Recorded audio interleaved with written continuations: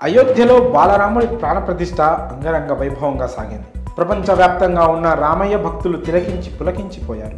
ఈ మహత్తర ఘట్టం కోసం కోట్ల మంది ప్రజలు దాదాపు 500 ఏళ్లుగా ఎదురు చూశారు. జనవరి 22న ఆ మహత్తర కార్యం అట్టహాసంగా ముగిసింది.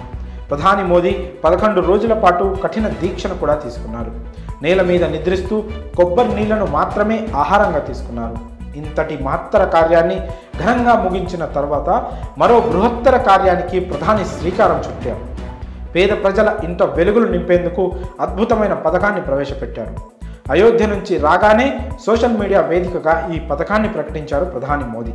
ఇప్పటికే దేశ ప్రజల సంక్షేమం కోసం ప్రధాని పేరిట చాలానే సంక్షేమ పథకాలు ఉన్నాయి. ఆ జాబితాలోకి మరో కొత్త పథకం చేరనుంది. అన్ని పథకాలతో పోలిస్తే ఈ పథకం మరింత ప్రత్యేకమని చెప్పాలి.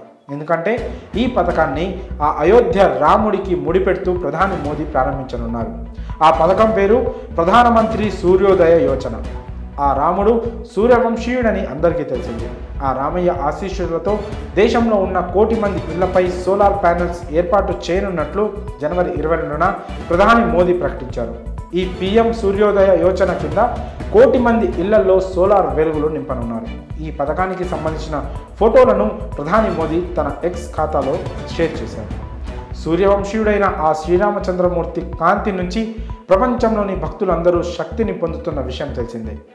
ఈరోజు అయోధ్యలో జరిగిన ప్రాణప్రతిష్ఠ సందర్భంగా దేశంలోని ప్రజలు తమ ఇళ్ల పైకప్పులపై సొంత సోలార్ ప్యానెల్స్ కలిగి ఉండేలా నిర్ణయం తీసుకున్నామని, ఈ నిర్ణయం తమకు మరింత ఆనందాన్ని ఇచ్చిందని అన్నారు. తాను అయోధ్య నుంచి రాగానే తీసుకున్న మొదటి నిర్ణయం ఇదని, 1 కోటి మంది ఇళ్లపై సోలార్ ప్యానెల్స్ ఏర్పాటు చేయడమే లక్ష్యంగా ప్రధానమంత్రి సూర్యోదయ యోజన పథకాన్ని ప్రారంభించబోతున్నాం అంటూ ప్రధాని మోదీ వెల్లడించారు. కాగా ప్రధాని మోదీ తీసుకున్న ఈ నిర్ణయంపై సర్వత్రా ప్రశంసలు కురుస్తున్నాయి. 1 కోటి మంది ప్రజలకు విద్యుత్ ఖర్చులు తగ్గిపోయినట్లే అంటున్నారు. అలాగే పర్యావరణానికి కూడా మేలు చేసినట్లు అవుతుందని విషయాన్ని గుర్తు చేస్తున్నారు.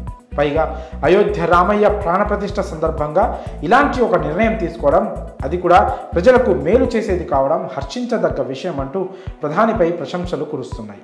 మరి 1 కోటి మంది ఇళ్లపై సోలార్ ప్యానెల్స్ ఏర్పాటు చేయడమే లక్ష్యంగా ఈ పథకం ప్రకటించడంపై మీ అభిప్రాయాన్ని కామెంట్స్ రూపంలో తెలియజేయండి.